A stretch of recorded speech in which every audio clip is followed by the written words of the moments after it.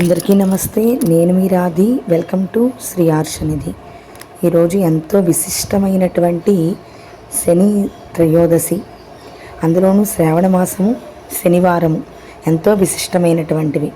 అటువంటి ఈ శని త్రయోదశి నాడు మా ఊరిలో కొత్తగా నిర్మించినటువంటి శనీశ్వర దేవాలయం గురించని మీకు ఇప్పుడు ఈ వీడియో చూపిస్తున్నాను. ఇది మా ఊరిలోని కొత్తగా కట్టినటువంటి శనీశ్వర దేవాలయము. ఈ మధ్యనే ఆగస్టు 5న ప్రతిష్ఠింప చేశారు. అయితే ఈ దేవాలయం ముందుగా 20 సంవత్సరాలు బట్టి ఇక్కడ ఒక చెట్టు దగ్గర విగ్రహం పెట్టి అక్కడ ఒక చిన్నగా ఉంచారు. కానీ ఈ మధ్యన కొత్తగా ఆగస్టు 5న ఇంత పెద్ద గుడిని నిర్మించారనమాట. చక్కగా ఇక్కడ దీపాలు వెలిగించుకొని లోపలికి వెళ్ళొచ్చు. మాకు ఇక్కడ ఎక్కడ కూడా గుడి లోపలికి దీపాలు పెట్టే సిస్టమ్ లేదు, బయటనే దీపాలు పెడతారు. ఇది ఎంట్రన్స్.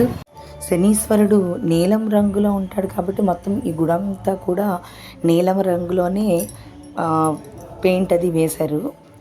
కానీ చాలా బాగా కట్టారు. విశాలమైనటువంటి ప్లేస్లోని చాలా చక్కగా అందంగా కట్టారు.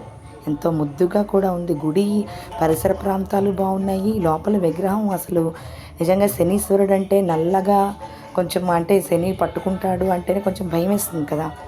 కానీ ఇక్కడ శనీశ్వరుడు అయితే ఎంత అందంగా ఉన్నాడో, శనీశ్వరుడు కూడా ఇంత అందంగా ఉంటాడా అని అనిపించేసేటంతగా అంత అందంగా చాలా చక్కగా ఉన్నాడు శనీశ్వరుడు.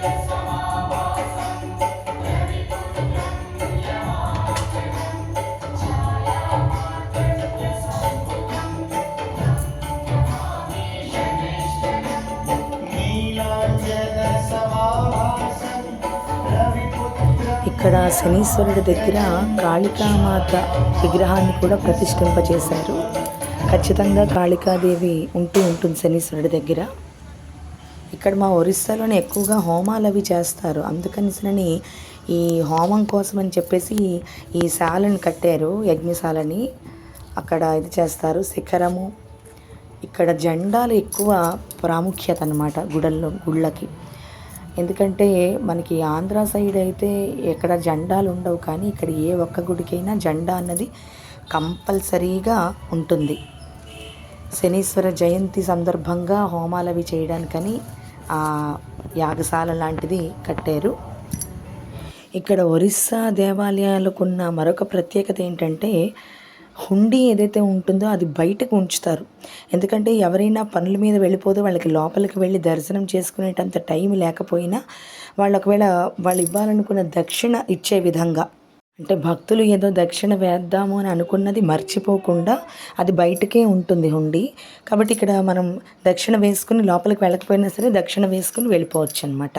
ఇక్కడ హుండీ చూడండి ఎలా ఉంది. ఓం నమో శనేశ్వరాయ నమః.